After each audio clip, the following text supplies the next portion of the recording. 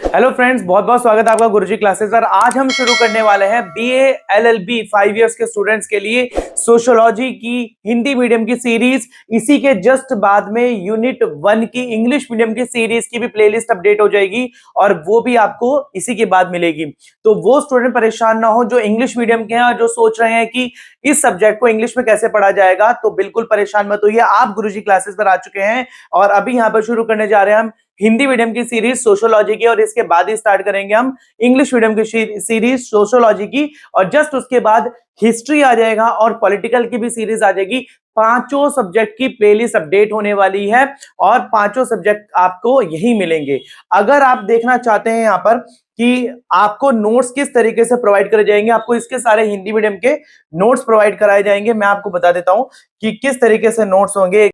तो मेरे स्टूडेंट्स को जिनको नोट्स चाहिए उनको यहां पर नोट्स मिल जाएंगे, हैंड रिटन नोट्स हैं। देखिए, सोशियोलॉजी के मेरे स्टूडेंट्स के लिए हैंड रिटन नोट्स हैं और ये सारे नोट्स मेरे टेलीग्राम चैनल पर आपको मिल जाएंगे, जिसका टेलीग्राम चैनल का लिंक मेरे इस वीडियो के डिस्क्रिप्शन बॉक्स में है। मोर पर जाएंगे, नीचे टेलीग्राम चैनल का लिंक आएगा, वहां पे जाइएगा, आप इसको ज्वाइन करिएगा। ये सारी पीडीएफ वहां पर अपलोड है, आपको फ्री ऑफ कॉस्ट मिल जाएंगी। देखिए, ये सारे नोट्स आपको मिलेंगे। जो जो मैं इस वीडियो में पढ़ाने वाला हूं आपको, वो सारे मैंने अपने स्टूडेंट्स के लिए हैंड रिटन प्रोवाइड करा दिए हैं। यहाँ पर सारे आपको यूनिट 1 के सारे इंपॉर्टेंट क्वेश्चन यहां पर मिल जाएंगे, किस किस तरीके से आपको काम को करना है। चलिए शुरू करते हैं अपनी सीरीज को। देखिए, हमारे पास मैं इस वीडियो के अंदर यूनिट 1 पूरी कंप्लीट करा दूंगा आज। यूनिट 1 कंप्लीट होने का मतलब कि मोस्ट इंपॉर्टेंट क्वेश्चन जो कि यूनिट 1 से बनते हैं वो सारे आज मैं आपको देने वाला हूं हिंदी मीडियम के। इसी के जस्ट बाद इंग्लिश मीडियम की सीरीज आ जाएगी, वो सोशियोलॉजी के इंग्लिश मीडियम के स्टूडेंट्स के लिए होगी, but this is for the Hindi medium students. चलिए शुरू करते हैं most important question unit 1 sociology, जिसका कोड है 1002, BA-LLB 5 इयर्स के स्टूडेंट्स के लिए। और yes, this is applicable for all the universities. सारी यूनिवर्सिटीज ऑल ओवर इंडिया में जितनी भी हैं जो बीए एलएलबी पढ़ा रही हैं, उनमें जितने भी ये सब्जेक्ट है सोशियोलॉजी का, जिसके पास सब्जेक्ट होगा, ये पूरा यूनिट 1 वही है। आप बिल्कुल कंफ्यूज ना होइए कि क्या सर ये मेरे यूनिट 1 जो है क्या मेरी यूनिवर्सिटी में एप्लीकेबल है। यस, बिल्कुल एप्लीकेबल है। चलिए शुरू करते हैं। पहला क्वेश्चन क्या है पर समाजशास्त्र का। देखिए, समाजशास्त्र क्या है, समाजशास्त्र का स्वरूप क्या है, क्या यह एक विज्ञान है या नहीं। देखिए, समाजशास्त्र क्या होता है बेटा जी। समाजशास्त्र शुद्ध का शब्द का प्रयोग सर्वप्रथम अगस्त कॉम्टे ने किया था, जो एक फ्रांसीसी दार्शनिक था। उन्होंने सन 1830 में इसका प्रयोग किया था। उन्हें ही समाजशास्त्र का जनक माना जाता है। सोशियोलॉजी शब्द लैटिन शब्द सोसाइटस से बना है, जिसका अर्थ होता है समाज, और ग्रीक लोगोस से बना है, सोशियोलॉजी लोजोस से बना है, जिसका अर्थ है अध्ययन। देखिए, समाजशास्त्र बेटा एक व्यक्ति था यहां पर जिसका नाम है अगस्त कॉम्टे। देखो, पहली बात तो आप ये समझो दार्शनिक क्या होता है। दार्शनिक का मतलब होता है एक व्यक्ति जो जगह जगह घूमकर लोगों को किसी चीज के बारे में बताता है, ज्ञान देता है, उसे दार्शनिक बोला जाता है। वो व्यक्ति कौन था? अगस्त कॉम्टे। वो जगह जगह घूमकर उसने लोगों को ज्ञान दिया, बताया कि समाजशास्त्र ये होता है। कहां से लिया गया समाजशास्त्र? सोसाइटस जो कि था एक लैटिन शब्द है ये, और लोजस जो भी एक लैटिन शब्द था, जिसका अर्थ होता है समाज। देखिए, सोसाइटस का मतलब होता है समाज, और लोगोस का मतलब होता है अध्ययन, मतलब समाज को पढ़ना कि हमारा समाज किस तरीके से काम कर रहा है, तो वो होता है समाजशास्त्र। अतः व्युक्तिगत अर्थ में समाजशास्त्र का मतलब है समाज का अध्ययन करना। यानी कि अगर मैं सिंपली तरीके से बोलूं कि समाजशास्त्र का मतलब होता है समाज को पढ़ना, समाज क्या काम करता है। किसने बताया था? देखो बेटा जी, इस सब्जेक्ट को करने के लिए सबसे पहले आपको क्या करना है? 1830 ये ईयर याद रखना है आपको। कौन सा ईयर है भैया? और नाम अगस्टस कॉम्टे, नाम याद रखना है। 1830 मेरे साथ साथ आप नोट्स भी बना सकते हैं इस वीडियो के साथ ही, और चाहे तो आप उसको, ये नोट्स आपको वहां पर भी मिल ही रहे हैं, नोट्स मैंने जो आपको बताया। 1830 अगस्टस कॉम्टे, समाजशास्त्र की बात आ गई। गिन्सबर्ग, अच्छा यहां पर एक बात होती है, प्रोफेसर गिन्सबर्ग के अनुसार, यानी कि एक व्यक्ति हो रहा है यहां पर। देखिए, आपको सबसे पहले जिन जिन व्यक्तियों के नाम लेता जा रहा हूं उनके नाम एक लिस्ट में लिखते चलो मेरे साथ साथ। पहले आया अगस्टस कॉम्टे, फिर आया प्रोफेसर गिन्सबर्ग। प्रोफेसर गिन्सबर्ग ने के अनुसार वो समाजशास्त्र को इस प्रकार परिभाषित करते हैं, यह समाज का अध्ययन अर्थात मानव की पारस्परिक क्रियाओं को संबंध के जाल या ताने बाने का अध्ययन है। देखो, मानव आपस में मिलजुल कर किस तरीके से काम करते हैं उसे समाजशास्त्र कहा जाता है, समाज का अध्ययन। इसके बाद दूसरे शब्दों में समाजशास्त्र मानव के समूह में किए गए व्यवहार, मनुष्य के बीच की पारस्परिक क्रियाओं, सामाजिक संबंधों तथा अन्य प्रक्रियाओं का अध्ययन है जिसके द्वारा मानव देखो इसका मतलब क्या है, समाजशास्त्र का मतलब क्या है कि मानव आपस में मिलजुल कर कैसे काम कर रहा है, एक दूसरे से मिलजुल कर कौन सी क्रियाएं से रिलेटेड है। देखो अगर एक पेट्रोल भरने वाला पेट्रोल भर रहा है और जो गाड़ी में पेट्रोल भरवा रहा है तो एक समाजशास्त्र है, मतलब अध्ययन है, समाज के अंदर वो काम कर रहा है, दूसरों से काम ले रहा है, मतलब दे बोथ आर डिपेंडेंट, एक दूसरे से डिपेंड है, तो इसे बोला जाता है समाजशास्त्र एक दूसरे से डिपेंडेंट है। समाजशास्त्र का अध्ययन हमारा ध्यान मुख्यतः सामाजिक संबंधों पर केंद्रित करता है, यानी कि जो समाज के संबंध आपस में कैसे होते हैं। साथ ही यह ध्यान रखना आवश्यक है कि समाजशास्त्र के अध्ययन में समाज में होने वाली प्रत्येक घटना या सामाजिक परिस्थितियों के अंतर्गत घटित या हर चीज का अध्ययन नहीं किया जा सकता। देखिए ये भी बात बताता है कि समाज के अंदर कितनी सारी इंसिडेंट्स हो रहे हैं, सबको हम अध्ययन नहीं कर सकते, हम कुछ ही मेन कुछ इंसिडेंट्स का अध्ययन कर सकते हैं जिससे हम अंदाजा लगा सकते हैं कि बाकी समाज भी इसी तरीके से काम करेगा। उदाहरण के लिए धर्म का अध्ययन धर्म के रूप में, देखो धर्म का अध्ययन धर्म के रूप में करा जाएगा, पहली बात। कला का अध्ययन कला के रूप में, भैया कला का अध्ययन कला के रूप में, ये पहली बात, ये सेकंड बात। अथवा शासन का अध्ययन शासन के रूप में। समाजशास्त्र नहीं करता, समाजशास्त्र उन शक्तियों का अध्ययन करता है जो समाज संबंधों को बनाए रखती हैं और नियंत्रित। देखो समाजशास्त्र क्या करता है, धर्म का धर्म के रूप में नहीं करता, कला का कला के रूप में नहीं करता, और शासन का शासन के रूप में नहीं करता, बल्कि उन शक्तियों का करता है जो इन सबको बैलेंस लेके चल रही है समाज के अंदर, उन शक्तियों का अध्ययन करता है। समाजशास्त्र इन सभी विषयों का रुचि ले सकता है लेकिन वे मुख्य विषय नहीं है। समाजशास्त्र का मुख्य कंसर्न है मनुष्य के अन्य मनुष्य के साथ संबंध को किए जाने वाले व्यवहार, मतलब इसका मेन मतलब क्या होता है समाजशास्त्र का, यानी कि दो मनुष्य दूसरे मनुष्य से मिलकर कैसे काम कर रहा है, ये मतलब है समाजशास्त्र का। ठीक है, चलो बढ़िया हो गया। समाजशास्त्र की परिभाषाएं क्या है, देखो बहुत सारी परिभाषा यहाँ पर लिखी है, आप मुश्किल से 1, 2 या 3 परिभाषा आप अपने एग्जाम के अंदर लिख सकते हो, ये 10 मार्क्स का क्वेश्चन आ जाता है पेपर में। समाजशास्त्र की परिभाषा लॉन्ग क्वेश्चन में आता है बेटा जी, लॉन्ग क्वेश्चन में, ठीक है ना। समाजशास्त्र ठीक से समझने के लिए आवश्यक है कि हम कुछ प्रसिद्ध समाजशास्त्रियों के द्वारा, जो प्रसिद्ध समाजशास्त्री उनके द्वारा दी गई परिभाषाओं को समझे। एक व्यक्ति का और नाम आ गया कि तीसरा व्यक्ति है ये, पहला जेएफ कॉम्टे, दूसरा प्रोफेसर गिन्सबर्ग, अब तीसरा व्यक्ति कौन आ गया, जेएफ क्यूबर। जेएफ क्यूबर ने समाजशास्त्र को परिभाषित करते हुए कहा है कि मानव संबंधों के बारे में वैज्ञानिक ज्ञान का एक निकाय समाजशास्त्र है, यानी कि जो निकाय का मतलब क्या होता है, निकाय का मतलब होता है बेटा जी कि एक ऐसी बॉडी, यानी कि एक ऐसी संस्था जो निकल कर आ रही है, जो किसी पर्टिकुलर चीज के बारे में बताती है।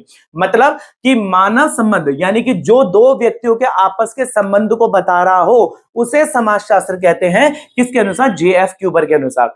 समाजशास्त्र का स्वरूप किस तरीके से समाजशास्त्र का है, यह प्रश्न समाजशास्त्र एक विज्ञान है या नहीं, अत्यधिक विवादास्पद है। अच्छा, ये बहुत विवादास्पद का मतलब क्या होता है, डिबेटेबल, इसका मतलब होता है डिबेटेबल। डिबेटेबल मतलब कि बहस के योग्य, डिबेटेबल।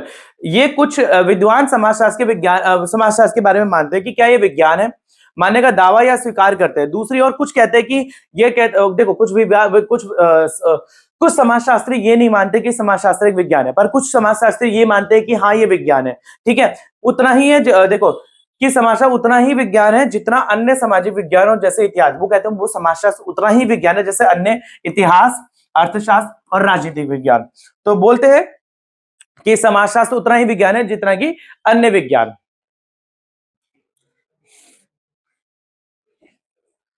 समाजशास्त्र को विज्ञान क्यों नहीं माना जाता, इस बारे में वो विद्वान जो समाजशास्त्र को विज्ञान नहीं मानते निम्नलिखित आधारों पर ऐसे कहते हैं। देखो जो कुछ व्यक्ति हैं जो कहते हैं समाजशास्त्र विज्ञान नहीं है, बेटा जी आपको अगर इसके बारे में, समाजशास्त्र के बारे में पूरा नोट लिखने को आ जाए, पहले तो आप लिखोगे डेफिनेशन 3 व्यक्तियों की जो मैंने बता दी, फिर उसके बाद समाजशास्त्र को विज्ञान क्यों नहीं कहा जाता, 5 पॉइंट, 3 से 4 से 5 पॉइंट आप लिखो, उनको भर भर के आराम से बढ़िया करके सॉल्व करके लिखो जो मैं आपको बता रहा हूं, और जो नोट्स दे रहा हूं आपको उनमें भी लिखो, उसमें बढ़िया करके लिखा हुआ है, हैंडमेड, मेरे हाथ के खुद के नोट्स बने हुए हैं, वो बनवाए हुए मतलब बच्चों से मैंने, तो आप उनको लिखो, पढ़ो, आपको नोट्स कहीं से भागने की जरूरत नहीं है कि कहां से बुक से क्या क्या चीज कितना लिखें, सब दे रहा हूं भैया, पढ़ लो।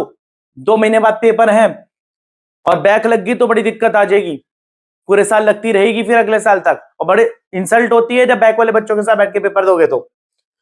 देखो प्रयोग का अभाव, देखो विद्वान निम्नलिखित प्रश्नों के आधार पर, देखो प्रयोगों का अभाव, यदि विज्ञान शुद्ध का प्रयोग अर्थ में किया जाए जिस प्रकार भौतिक विज्ञान, देखो समाजशास्त्र के अंदर हम एक्सपेरिमेंट नहीं कर सकते जैसे अदर चीजों में कर सकते हैं कि भैया एक्सपेरिमेंट करा तो पता लग रहा है कि समाजशास्त्र क्या है। तो समाजशास्त्र में विज्ञान नहीं कहा जाता, भौतिक विज्ञान, विज्ञान शुद्ध प्रयोगों का भविष्यवाणी प्रिडिक्शन के प्रयोग में समाहित करता है। देखो विज्ञान क्या कहता है कि फ्यूचर में ऐसा होगा, बस समाजशास्त्र के हिसाब से हम ऐसा नहीं बता सकते। दूसरी बात, उद्देश्यता पूर्ण की कमी यानी कि लैकिंग ऑफ ऑब्जेक्टिव, समाजशास्त्र के अंदर कोई एम ही नहीं है लोगों का।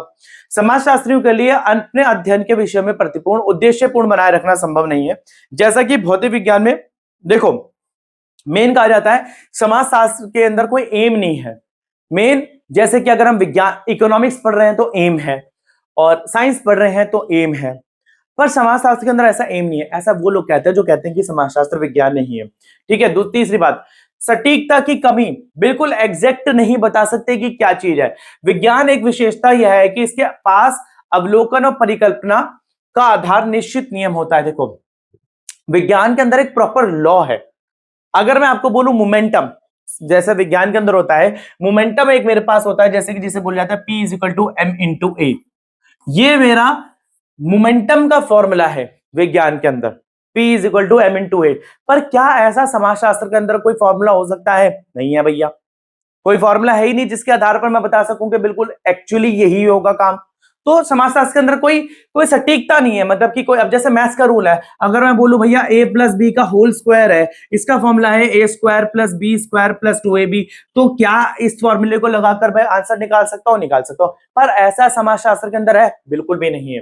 तो मतलब सटीकता भविष्य के करने में सक्षम बनाते हैं, यानी कि अगर ये सटीकता है जो भविष्य में काम करने को हमें बनाते हैं सतर्क कि हाँ भैया ये सटीकता बिल्कुल एग्जैक्ट ऐसा ही होगा, तो समाजशास्त्र का फायदा हो। अस्पष्ट शब्दावली, भैया इसकी जो टर्मिनोलॉजी है यानी कि वर्ड मीनिंग्स बहुत टफ है समाजशास्त्र के। समाजशास्त्र अभी तक अपनी स्वयं की वैज्ञानिक शब्दावली बना नहीं सका है, और समाजशास्त्र में कोई सटीकता स्पष्ट शब्दावली नहीं है। शब्दावली का मतलब क्या होता है? डिक्शनरी, टर्मिनोलॉजी डिक्शनरी नहीं है समाजशास्त्र की अब तक अपनी। ठीक है। इसके बाद समाजशास्त्र को विज्ञान क्यों नहीं माना जाता?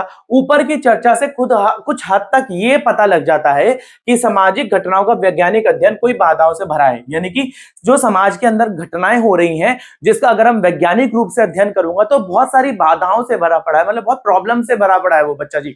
इसके बाद यह भौतिक जितना सटीक या निश्चित नहीं हो सकता। जो आलोचक समाजशास्त्र को विज्ञान का दर्जा देने से इनकार करते हैं उनका मानना यह भी है कि तभी विज्ञान कहा जाता है जब उसके निष्कर्ष पूर्ण रूप से सटीक हो, यानी कि हम इसको विज्ञान तभी मानेंगे जब इसका जो आंसर निकल कर आए, जो आप बात बता रहे हो, बिल्कुल सटीक हो, बिल्कुल एग्जैक्ट हो, तो इसे बोला जाएगा समाजशास्त्र ओके है। इसके बाद लेकिन उदाहरण के लिए मौसम विज्ञान, जिसे मेट्रोलॉजी भी बोला जाता है, में पूर्ण सटीकता भविष्यवाणी संभव नहीं है, फिर भी हम इसे विज्ञान का दर्जा देने से इनकार नहीं कर सकते। इसी प्रकार समाजशास्त्र को विज्ञान का रूप माना जाना चाहिए। बहुत भाई बहुत बढ़िया बात करी कि भैया एक बात बताओ, मौसम विभाग वालों ने बोला कल बारिश होगी पर नहीं हुई, तो उसमें भी तो आप मौसम विज्ञान बोलते हो ना, तो यहाँ पर समाजशास्त्र को क्यों नहीं विज्ञान बोलते? अगर इसमें सटीकता नहीं, आप उसके अंदर भी सटीकता नहीं, आप उसको मान रहे हो, पर यहाँ पर समाजशास्त्र को नहीं मान रहे हो, तो इसमें बोल रहा है कि अगर मौसम विज्ञान को भी आपने विज्ञान का दर्जा दिया है तो आप समाजशास्त्र को भी विज्ञान का दर्जा दो। इसके बाद प्रश्न नंबर 2, वाह भाई वाह, पहला क्वेश्चन खत्म हो गया, हमारा सेकंड पर आ गए। समाजशास्त्र को एक विशिष्ट सामाजिक विज्ञान के रूप में उसके क्षेत्र का वर्णन करें, साथ ही वर्तमान विश्व में समाज का महत्व बताइए। देखिए मतलब क्या है, समाचार के विशिष्ट समाज के रूप में, विज्ञान के रूप में उसके क्षेत्र का वर्णन करें, साथ ही वर्तमान में विश्व में समाजशास्त्र का महत्व देखिए। अब इस क्वेश्चन के अंदर में समाजशास्त्र को एक विज्ञान के रूप में बताना है और पूरे वर्ल्ड के अंदर इसकी क्या इंपॉर्टेंस है समाजशास्त्र की वो बतानी है। देखो समाजशास्त्र का अर्थ है, समाजशास्त्र एक लचीला विज्ञान होने के कारण बताना कठिन है, इसकी सीमाएं कहां से शुरू होती हैं ये भी नहीं हमें पता। तो इसके बाद आप समाजशास्त्र कब सामाजिक रूप में मनोवैज्ञानिक बन जाता है ये भी नहीं पता। अर्थात अर्थशास्त्र का सिद्धांत, देखो यहां पर बोला जाता है कि समाजशास्त्र कैसा है, लचीला, लचीला मतलब चेंज होता रहता है। अब सोसाइटी के अंदर क्या हो रहा है वो टाइम टू टाइम चेंज होता है, हमें नहीं पता, पहली बात। दूसरी बात, समाजशास्त्र जो है एक मेंटली रूप से लोगों के डेवलप होता है और लोगों का मेंटल लेवल अलग अलग होता है, तो हम इसको डिसाइड नहीं कर सकते कि समाजशास्त्र कैसा है। दूसरी बात, अर्थात समाजशास्त्र सिद्धांत कब समाजशास्त्री सिद्धांत बन जाता है, यदि जीव विज्ञान का सिद्धांत कब समाजशास्त्री सिद्धांत में परिवर्तित होता है, ये हमें नहीं पता। देखो समाजशास्त्र जो विज्ञान है वो कब समाजशास्त्र का विज्ञान बन जाता है ये कह पाना बहुत मुश्किल है। इसके बाद विचारधाराओं में स्कूल्स ऑफ थॉट, समाजशास्त्र के इस क्षेत्र, देखो समाजशास्त्र कहां कहां पर काम करता है यहां पर बात करेंगे। विशेषज्ञ या औपचारिकता विचारधारा, देखो कोई अगर स्पेशलिस्ट है या कोई फॉर्मल तरीके से हमें कोई बात बतानी है, विचारधारा का मतलब कोई अपने थॉट्स रखने हैं, तो क्या है यह विचारधारा? जर्मन विद्वान सीमेल, इंपॉर्टेंट नेम भैया, चौथा नाम मैं आपको बता रहा हूं इस वीडियो के अंदर, 3 नाम पहले ले चुका हूं, चौथा ये कमेंट सेक्शन में मुझे लिख के बताना मैंने इस यूनिट के अंदर कितने लोगों के नाम बताए। तो कमेंट सेक्शन में आप मुझे लिखकर बताओगे कि कितने लोगों के मैंने नाम बताए हैं इस यूनिट 1 के अंदर।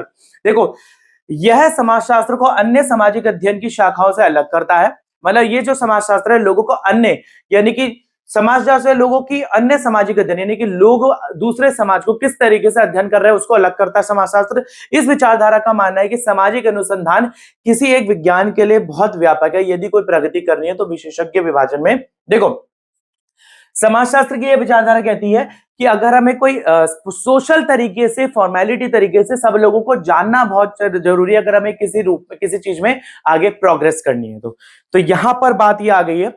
इसके बाद यह विचारधारा सुझाव देती है कि अर्थात इकोनॉमिक्स, मनोविज्ञान यानी कि एंथ्रोपोलॉजी, देखो जो लोग मनोविज्ञान, मानव विज्ञान, जो इकोनॉमिक्स, जो लोग मानव विज्ञान यानी कि लोगों के बारे में जो जानकारी लेते हैं, एंथ्रोपोलॉजी, इतिहास, हिस्ट्री जैसे विशेष सामाजिक विज्ञान शाखाओं के अतिरिक्त एक ऐसा समाज विज्ञान भी होना चाहिए जिसे समाजशास्त्र, जिसका कहते, देखो यहां पर बात है कि एक इकोनॉमिक्स, एंथ्रोपोलॉजी यानी कि मनोविज्ञान, मानव विज्ञान और हिस्ट्री, इनके अलावा एक ऐसा विज्ञान भी होना चाहिए जो लोगों के अंदर समाज में रहने की, बातचीत करने की, विचारधाराओं के बारे में बताए।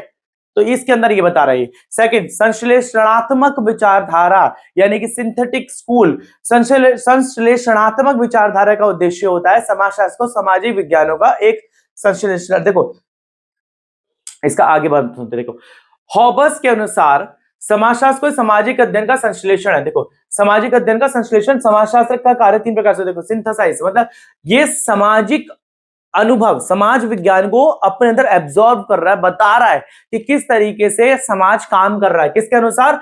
हॉबस के अनुसार, हॉब हाउस के अनुसार। लो जी भैया 5वां नाम, कमेंट सेक्शन याद रखना, 5वां नाम बता रहा हूं आपको। हॉबस के अनुसार समाजशास्त्र एक संश्लेषणात्मक एक विज्ञान है, मतलब चीज को अपने अंदर एब्जॉर्ब करने वाला, अपने अंदर ले लेने वाला। समाजशास्त्र को सामाजिक क्षेत्र के किसी भी विशेष भाग में अध्ययन को आगे बढ़ाना चाहिए। देखो बेटा जी पानी पी लो जरा, 2 मिनट रुको।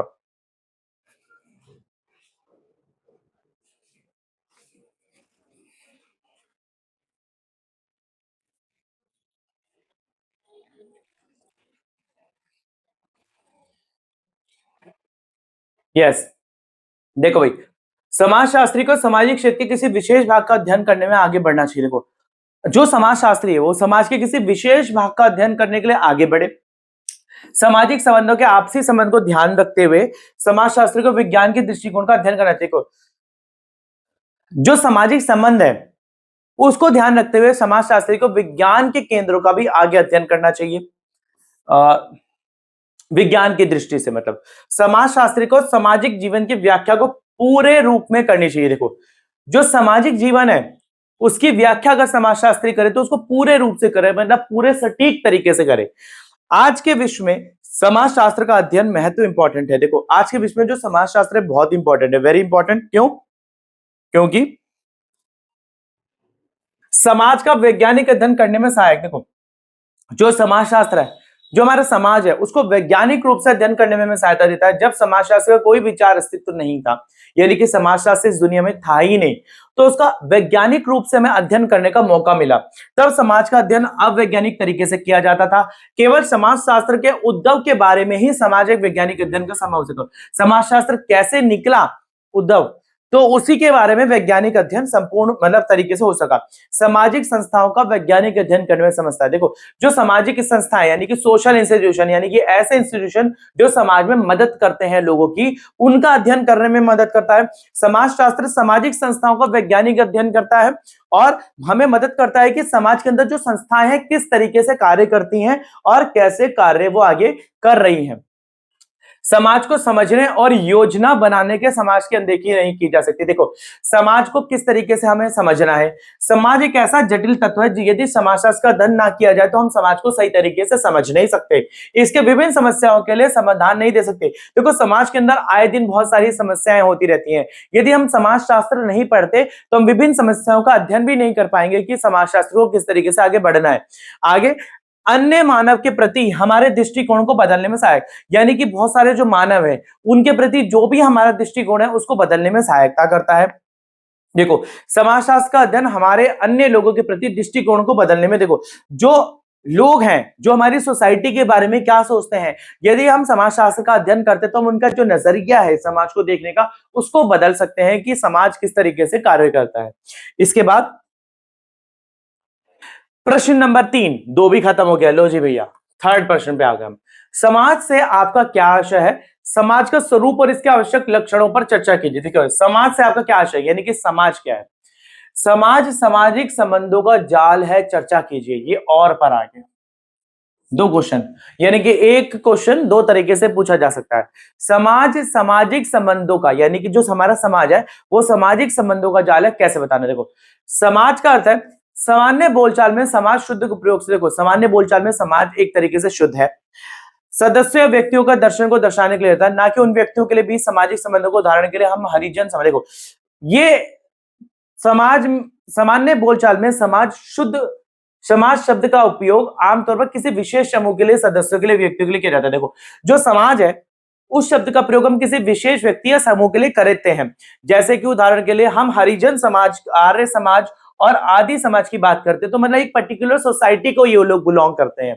लेकिन समाजशास्त्र में समाज शब्द किसी समूह के लोगों के लिए नहीं, बल्कि उन बीच उत्पन्न होने वाले सामाजिक संबंधों को। देखो, आप आमतौर पर एक सोसाइटी को क्या कहते हो भैया? एक हरिजन समाज हो गया, एक आर्य समाज हो गया, तो ये सोसाइटी है। पर सोशियोलॉजी इस चीज के ऊपर बात नहीं करता। समाजशास्त्र कहता है कि इन दोनों के बीच में क्या रिलेशन है, समाजशास्त्र उसके बारे में बात करता है। तो एक तरीके से कॉम्प्लेक्स पैटर्न है। कॉम्प्लेक्स पैटर्न मतलब एक जटिल बात है, एक जटिल पैटर्न है कि हम अगर इसको समझे।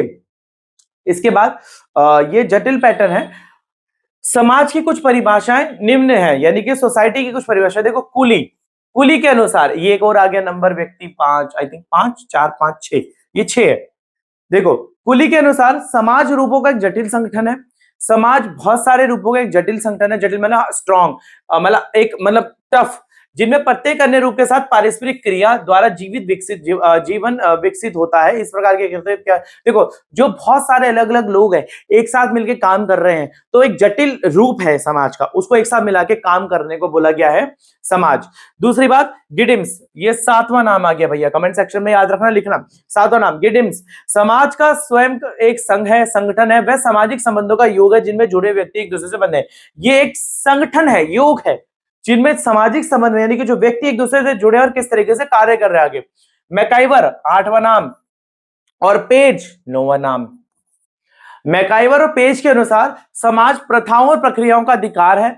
मानसिक सहायता, देखो जितनी प्रथाएं हैं और उन प्रथाओं को किस तरीके से आगे करा जा रहा है, तो ये उनका अधिकार और मानसिक सहायता, यानी कि उनको करने का क्या अधिकार है और मानसिक रूप से हमारी क्या सहायता है उसको करने का, और नियंत्रण की विभाजन मानवीय व्यवहार और स्वतंत्रता का एक प्रणालीगत संस्थान है। यानी कि जितनी भी हमारे देश के अंदर कल्चर है और प्रक्रियाएं हैं और मानविक सहायता है, उनको एक तरीके से पैटर्न के रूप से किस तरीके से यूज कर रखा है, तो ये समाज है हमारा उस तरीके से।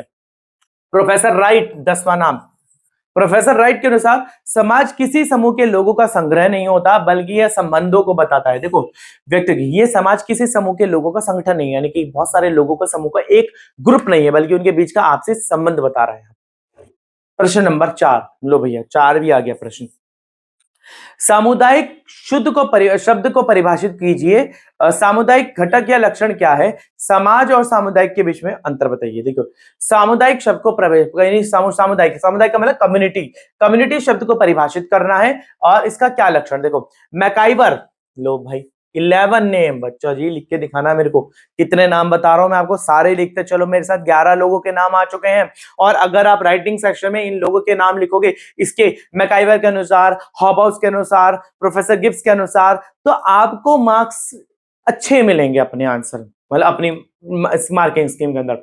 देखो, मैकाइवर के अनुसार समुदाय को परिभाषित करते हैं। देखो, समुदाय वह सामाजिक जीवन क्षेत्र है जिसमें किसी हद तक समाज की संगति द्वारा चिन्हित किया गया हो, यानी कि जिसमें किसी हद तक समाज की संगति को चिन्हित कर सके, यानी कि हम बता सके कि समाज यहां तक काम कर रहा है। जब किसी भी समूह के सदस्य छोटे या बड़े हों, एक इस तरह साथ रहते हैं कि उनके बीच सामाजिक संबंध से हो। एक पैटर्न देखो, जब किसी भी समूह के सदस्य, चाहे वो छोटा हो चाहे बड़ा हो, इस तरीके से एक दूसरे के साथ रह रहे हैं कि एक पैटर्न सा बन जाए, पहले दूसरा तीसरा चौथा, तो वो एक कम्युनिटी बन जाती है। क्या बन जाती है बेटा जी? वो एक कम्युनिटी बन जाती है।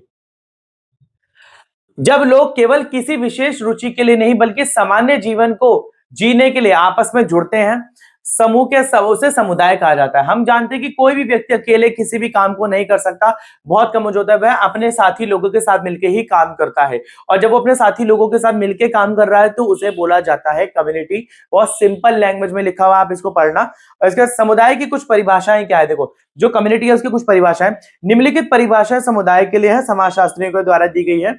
मैकाइवर, एक ऑलरेडी नाम हम पहले पढ़ चुके हैं, अब आप मेरे को खुद काउंट करके बताते रहना कितने नाम होते जा रहे हैं। समुदाय वह सामाजिक जीवन क्षेत्र है जिसमें किसी हद तक सामाजिक संगति को बताया जा सकता है, संगति द्वारा चिन्हित किया जाता है। समुदाय एक वो सामाजिक संगठन है जिसमें हम किसी क्षेत्र को, यानी किसी एक बड़े क्षेत्र को एक किसी हद तक बता सकते हैं कि यहाँ पर इतने कम्युनिटी के लोग रहते हैं।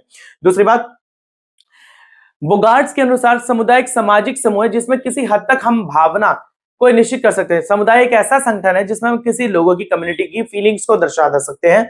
समुदाय के लक्षण या आवश्यक घटक, देखो समुदाय के क्या लक्षण है और इसके मेन घटक क्या हैं। लोगों का समूह, यानी कि सारे लोग जब मिलकर एक साथ रह रहे हो अलग अलग ग्रुप्स के, तो उसे बोला जाता है समुदाय। ठीक है। और क्षेत्रीयता, एक क्षेत्र के अंदर रह रहे हैं और सब मिलजुल कर रह रहे हैं तो उसे क्षेत्रीयता। यदि किसी भौगोलिक क्षेत्र में स्थित है, जैसे कि अगर मैं बोलूं हिमाचल के लोग हिमाचल में रह रहे हैं, एक क्षेत्र के अंदर रह रहे हैं, एक ही रिचुअल कल्चर को फॉलो कर रहे हैं और अमीर गरीब छोटा बड़ा सारे रह रहे हैं वहां पर, तो वो एक कम्युनिटी है हिमाचलियों की जो रह रहे हैं हिमाचल प्रदेश के अंदर, तो क्षेत्रीय। सामुदायिक भावना, यानी कि लोगों की एक अपने देश के प्रति एक भावना है, एक फीलिंग है। हमारा अपने देश के तिरंगे झंडे के लिए बहुत सम्मान है, तो हम आप एक नेशनलिज्म को हम फॉलो करते हैं, यानी कि राष्ट्रीयता की भावना हमारे अंदर। तो इसे बोला जाता है जब सारे लोगों की एक ही भावना है, यानी तो एक ही कम्युनिटी के हैं। दूसरी बात, स्थायित्व। स्थायित्व का मतलब क्या होता है? परमानेंसी। एक समुदाय भीड़ की तरह स्थायी नहीं होता, इसमें आवश्यक रूप से किसी, देखो ऐसा नहीं है कि आज एक जगह भीड़ इकट्ठी हो गई है और कल ये भीड़ नहीं है, एक घंटे बाद चढ़ जाएगी, ऐसा नहीं है। सारे लोग जब एक जगह पर रह रहे हैं, यानी कि परमानेंट उसी जगह पर है, उसी कम्युनिटी के है, तो उसे बोल जाएगा परमानेंसी, यानी कि स्थायित्व। इसके बाद होता है प्राकृतिकता। प्राकृतिकता, प्राकृतिकता, नेचुरलिटी, सॉरी थोड़ी हिंदी वीक है यार, मैनेज करना प्लीज। प्राकृतिकता का मतलब होता है समुदाय इच्छा शक्ति, एक्ट ऑफ विल द्वारा बनाया गया, निर्मित नहीं होता बल्कि प्राकृतिक होता है। ऐसा नहीं है कि भाई हाँ भाई मैं भी उस कम्युनिटी को जाके ज्वाइन कर लूंगा, मैं हुई नहीं उस कम्युनिटी का कैसे ज्वाइन कर लूंगा, ये एक नेचुरल तरीके से बनाया जा रहा है, तो प्राकृतिकता आता है। समानता, यानी कि सब लोग समान है, नैतिक रूप से, रीति रिवाजों से, इन सभी तरीके से लोग समान है। ग्रीन के अनुसार कम्युनिटी और सोसाइटी के बीच में क्या डिफरेंस है, ये वेरी इंपॉर्टेंट है बेटा जी, ये क्वेश्चन बहुत बार आता है पेपर में और बहुत इंपॉर्टेंट है, इंपॉर्टेंट मार्क कर लेना। देखो भाई, समुदाय वो होता है, समुदाय उन लोगों का समूह होता है जो सामान्य जीवन और सामान्य क्षेत्र में साझा करते हैं। समुदाय वो हैं जो सामान्य जीवन और एक ही तरीके से साझा क्षेत्र कर रहे हैं, जबकि सोसाइटी का समाज क्षेत्र ही नकारहीन होता है। सोसाइटी क्या होता है? कितना भी बड़ा हो सकता है और कितना भी छोटा हो सकता है, वो सोसाइटी होती है। समुदाय ठोस और विशेष होता है, समाज एब्स्ट्रैक्ट होता है, किसी निश्चित तरीके से सोसाइटी निकल कर आती है, किसी ग्रुप से सोसाइटी निकल कर आती है, और जो समुदाय होता है वो ठोस होता है, स्ट्रांग होता है, जो खुद बनता है। समुदाय समाज का एक प्रकार है, यह समाज के भीतर मौजूद होता है। समुदाय का एक समाज का प्रकार है और समाज के अंदर समाज का दायरा व्यापक होता है। सोसाइटी एक बहुत बड़ी होती है, व्यापक होता है, और समुदाय में विविधता कम होती है, समाज में विविधता अधिक होती है। समुदाय में मतभेद और संघर्ष को टाला जा सकता है, समाज में समानता और संघर्ष दोनों को साथ रखा जा सकता है। समुदाय में निकट संबंध जारी है और समाज में सामाजिक जाल है, यानी कि ग्रुप है। समुदाय में साझा उद्देश्यों को ढीले रूप से समान्वित करते हैं, यानी कि बराबर लोगों का कॉमन एम जो है हम देखते हैं, और समाज में लोगों का अलग अलग उद्देश्य हो सकता है। समुदाय की सबसे आवश्यक अनिवार्य विशेषता, देखो बेटा जी इतने सारे हैं, 10 है, आप अगर 20 नंबर में क्वेश्चन ना लिखा आ जाए तो 10 लिख के आ जाना, अदरवाइज आप 6 या 7 भी लिख सकते हो। समाज में जनसंख्या एकता की भावना नियंत्रित होती है, केवल जनसंख्या नहीं बल्कि जागरूकता भी है। समुदाय समूह की आवश्यकता अपनी स्वतंत्रता जीवन होता है और समाज में समूह केवल किसी उद्देश्य को प्राप्त करने के लिए बनता है। समुदाय में विश्वास, रीति रिवाज, प्राकृतिक एकता, संपत्ति दोनों हो सारी होती है। समाज में सिर्फ एक विचारधारा है कि फैशन के हिसाब से बन रहा है और एक थ्योरी चलती आ रही है पहले, उसके हिसाब से चलता है। अब आता है प्रश्न नंबर 5। देखिए, संघ और एसोसिएशन शब्द से आप क्या आशय है? संघ और समाज के समुदाय को अंतर स्पष्ट कीजिए। देखो, संघ और एसोसिएशन का मतलब क्या होता है और इसमें संघ और समाज का अंतर बताना। देखो, ऐसे संघ उस लोगों के समूह को कहते हैं जो किसी विशेष उद्देश्य से किसी सीमित उद्देश्यों के लिए संगठित होते हैं। यानी कि संघ उसको कहा जाता है वो लोग जो किसी मेन एम के लिए एक साथ इकट्ठे हुए हैं और जिन सब का मेन कुछ समय के लिए इकट्ठे हुए हैं, उसे संघ बोला जाता है। गिन्सबर्ग के अनुसार संघ उन सामाजिक प्राणियों का एक समूह है जिसके अनुसार एक दूसरे के साथ जुड़ते हैं किसी विशेष, कोई एक मेन है। भैया मैंने बोला यार हम दिवाली के लिए ना एक मेला लगा लेते हैं सारे मिलकर और फिर हम दिवाली के बाद अपने अपने रास्ते हो लेंगे। तो ये होता है एक विशेष एम के लिए हुए हैं इकट्ठे, किस लिए? एक विशेष चीज के लिए हुए हैं, ग्रुप के लिए, मतलब किसी पैसा कमाने के लिए दिवाली पर। संघ आमतौर पर लोगों का एक साथ कार्य करने का उद्देश्य होता है। संघ बनाने के लिए क्या क्या आवश्यक है? आपका एक तो एम कॉमन होना चाहिए, यानी कि लोगों का पहली बात तो समूह होना चाहिए, यानी कि सारे लोग मिलकर समूह में काम करें। एक संगठन होना चाहिए, यानी कि एक ऑर्गेनाइजेशन बनाए, इन लोगों को संगठित होना चाहिए अर्थात समूह में एक दूसरे के साथ कार्य करना चाहिए। समान उद्देश्य यानी कि कॉमन गोल, कॉमन पर्पस, सबका उद्देश्य क्या है? पैसा कमाने का, तो उसे बोला जाता है संघ। ठीक है बेटा जी। सोसाइटी और एसोसिएशन यानी कि संघ और समूह के बीच में डिफरेंस क्या है? समाज पृथ्वी पर मानव के प्रकट होने से अस्तित्व में आता है, संघ समाज में बाद में हुआ। देखो, संघ समाज के बाद हुआ, पहले समाज आया फिर संघ बना। समाज का उद्देश्य व्यक्तियों के सामान्य भलाई है, जबकि संघ का उद्देश्य कोई एक मेन पर्टिकुलर चीज होता है। समाज संगठित या असंगठित हो सकता है, जबकि संघ अनिवार्य रूप से संगठित होता है, मैनेज होता है। समाज में सहयोग और संघर्ष दोनों मौजूद होते हैं, यानी कि सहयोग और संघर्ष दोनों होंगे। संघ में केवल सहयोग ही आधारित होता है। समाज सामाजिक संबंधों की प्रणाली है, संघ लोगों का एक समूह है। समाज की सदस्यता अनिवार्य है क्योंकि व्यक्ति को समाज में रहने के लिए सदस्यता जरूरी है, जबकि संघ की सदस्यता कोई अनिवार्य नहीं है। संघ समुदाय के भीतर एक समूह आंशिक होता है, जबकि समुदाय संपूर्ण रूप से पूरा होता है। देखो, अब यहां पर आ गया समुदाय और संघ के बीच में डिफरेंस, वो हमने सोसाइटी में पढ़ा था, अब समुदाय आ गया बेटा जी। ठीक है, संघ समुदाय के भीतर एक समूह है, जबकि समुदाय पूर्ण और संपूर्ण दोनों हो सकता है। संघ स्वेच्छा से बनाया जा सकता है, जबकि समुदाय स्वयं अस्तित्व में आता है, अपने आप ही कम्युनिटी बन जाती है। संघ की सदस्यता स्वैच्छिक होती है, जबकि मैं अपनी मर्जी से ले सकता हूं उसकी सदस्यता, जबकि समुदाय की सदस्यता अपनी मर्जी से ली भी जा सकती है, नहीं भी। संघ के कुछ निश्चित उद्देश्य होते हैं, जबकि समुदाय के कोई ऐसा कुछ खास सभी आवश्यकताओं को पूरा करना होता है, इसका मेन उद्देश्य। संघ आमतौर पर अस्थायी होता है, संघ समुदाय आमतौर पर स्थायी होता है, यानी कि स्टेबल होता है। संघ समुदाय के भीतर मौजूद होता है, जबकि समुदाय एक स्वतः से मौजूद होता है, यानी कि आपसी मतभेद, अपनी आपसी बात से होगा, स्टेबल। इसके बाद प्रश्न नंबर 6। चलो भैया, आप संघों को कैसे वर्गीकृत करते हैं? संघों का महत्व बताइए। देखो, संघों को कैसे अलग अलग बताया जा सकता है? आधुनिक दुनिया में संघों के कई प्रकार होते हैं, जैसे कि नंबर 1 सोशल। कैसे कई प्रकार होते हैं आधुनिक दुनिया में? Number 1 social, number 2 political, number 3 सांस्कृतिक, और नंबर 4 आर्थिक, और नंबर 5 रिलीजियस धार्मिक, और नंबर 6 प्रोफेशनल यानी कि पेशेवर। देखो, कुछ लोग जो सामाजिक रूप से जुड़े हुए हैं एक दूसरे से, वो सामाजिक संगठन है। कुछ लोग जो राजनीतिक यानी जैसे पॉलिटिकल पार्टीज के तरीके से एक दूसरे से जुड़े हुए हैं, वो पॉलिटिकल संगठन है। कुछ लोग जो संस्कृति रूप से एक दूसरे से जुड़े हुए हैं, वो मतलब कल्चरल है, यानी कि हाँ भैया मेरी तुम्हारी संस्कृति एक है, हम कल्चरल तरीके से जुड़े हैं, वो कल्चरल है। कुछ लोग आर्थिक रूप से एक दूसरे से जुड़े हुए हैं, वो कल्चरल है। कुछ लोग धार्मिक रूप से एक धर्म के जुड़े हुए हैं एक दूसरे के साथ, तो वो धार्मिक है। कुछ लोग पेशेवर के भाई मैं भी एक मैकेनिक हूं, तू भी एक मैकेनिक है, हम दोनों का एक ही संघ है भाई, बढ़िया बात है, तो वो पेशेवर। तो इन सभी को मुख्य रूप से दो व्यापक श्रेणियों में बांटा जाता है, एक होता है औपचारिक, एक अनौपचारिक। पहली हो गया औपचारिक, दूसरा हो गया अनौपचारिक, यानी कि फॉर्मल और इनफॉर्मल। आधुनिक संगठन में औपचारिक संगठन कहलाते हैं, लेकिन इसके साथ साथ अनौपचारिक संगठन भी मौजूद है। अनौपचारिक संगठन देखो, औपचारिक संगठन होते क्या है, इसकी विशेषता।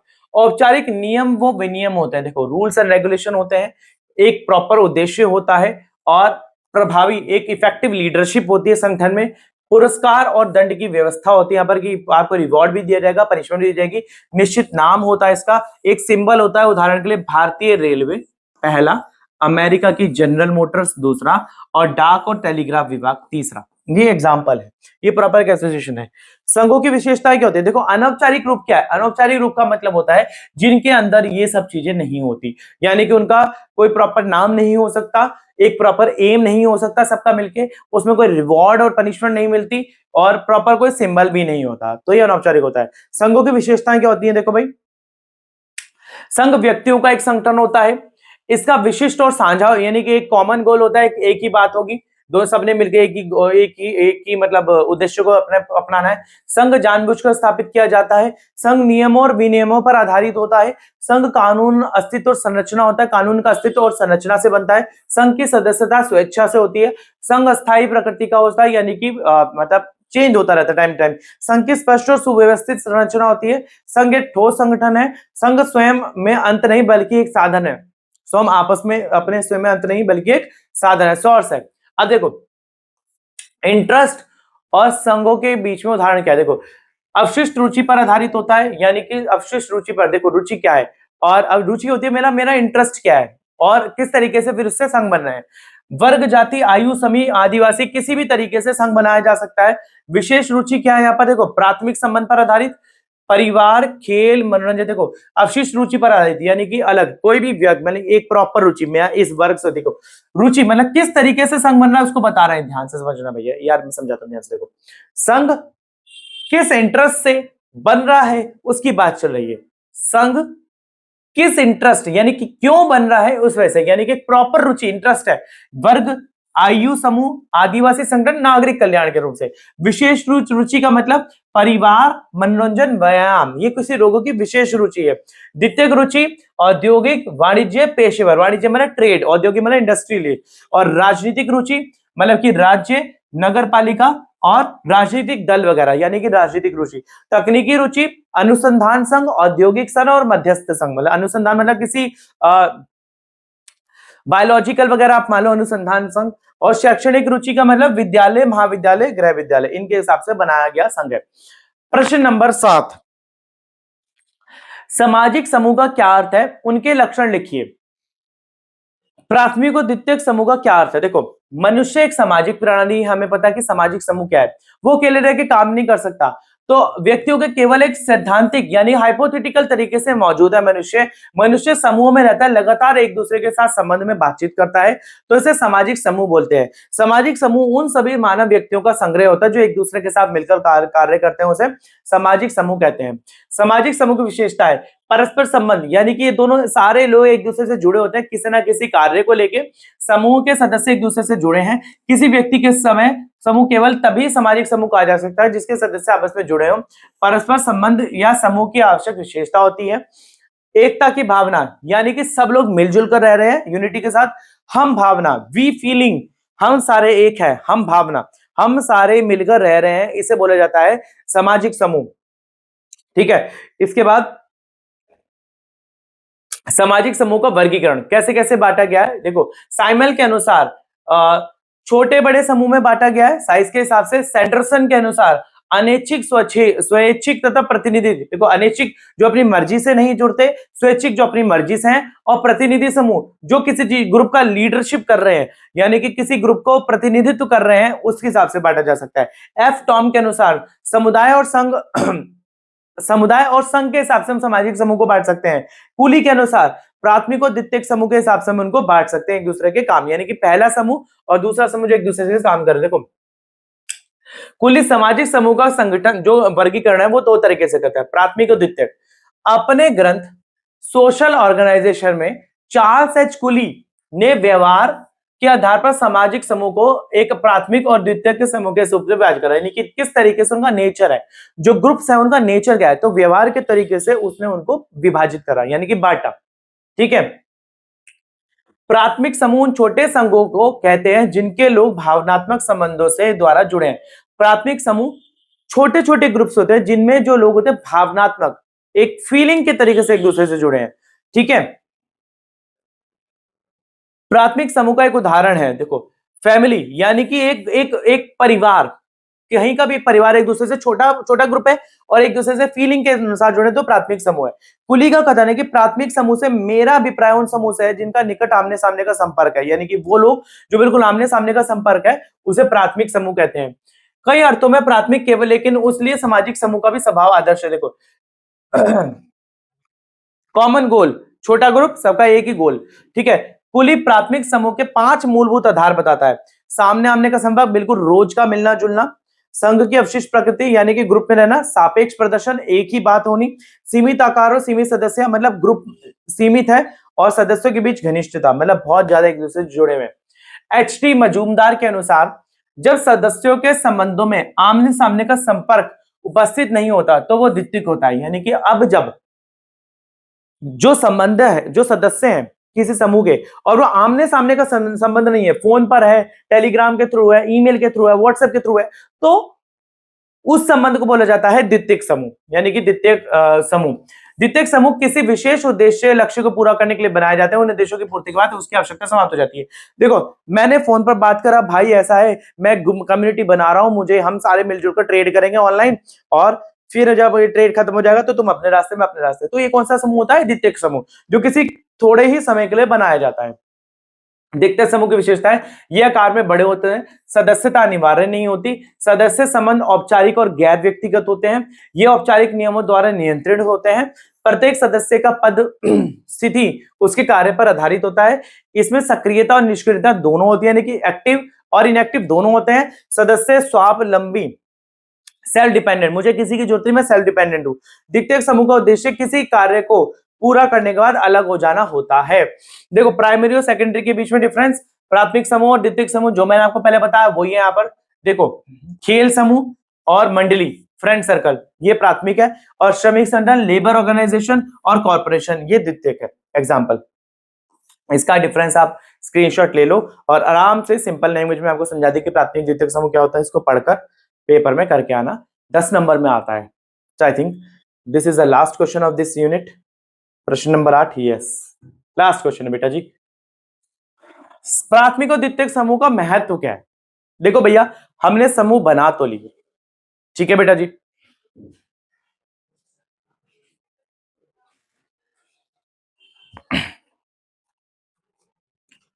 हमने समूह बना तो लिए पर इनका मतलब क्या है? देखो सामाजिक जीवन में प्राथमिक समूह का महत्व, प्राथमिक समूह कई दृष्टियों से एक दूसरे के व्यक्तियों के लिए जितने महत्व, देखो प्राथमिक समूह है कि लोग जब एक दूसरे के साथ रह रहे हैं तो उनकी फीलिंग्स आपस में जुड़े, फीलिंग्स का मतलब उतने ही महत्वपूर्ण है जितना बच्चे के लिए युवा और जितना ये बच्चे युवा और वयस्क सभी एक दूसरे के समान होते। देखो जब बच्चा बड़ा होगा एक दूसरे के साथ मिलेगा जुलेगा बढ़ेगा तो ये एक ग्रुप ऐसा होता है कि आपसी फीलिंग्स को बढ़ावा देते हैं, मतलब कि वी की फीलिंग को लाते हैं, हम की फीलिंग को लाते हैं, तो प्राथमिक समूह उतना ही महत्वपूर्ण है।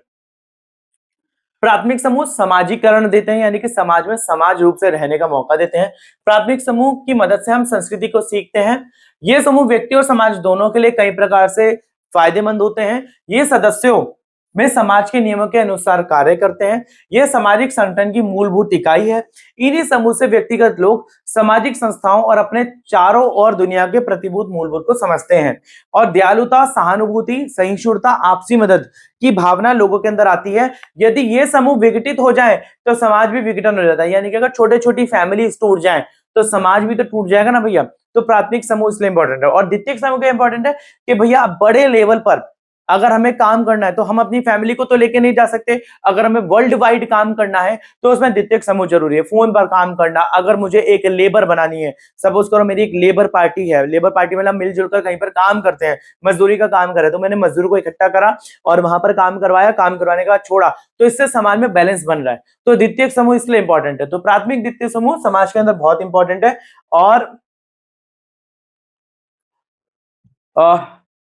बेसिक बताता है, दयालुता सहानुभूति बता दी हमने, इसका प्राथमिक समूह में विकसित होता है। यदि समूह विकसित हो, ये हमने पढ़ लिया है यहाँ पर। और इसी के साथ ही चलो भाई, इसी के साथ ही हमारी यहाँ पर यूनिट 1 हो जाती है फिनिश।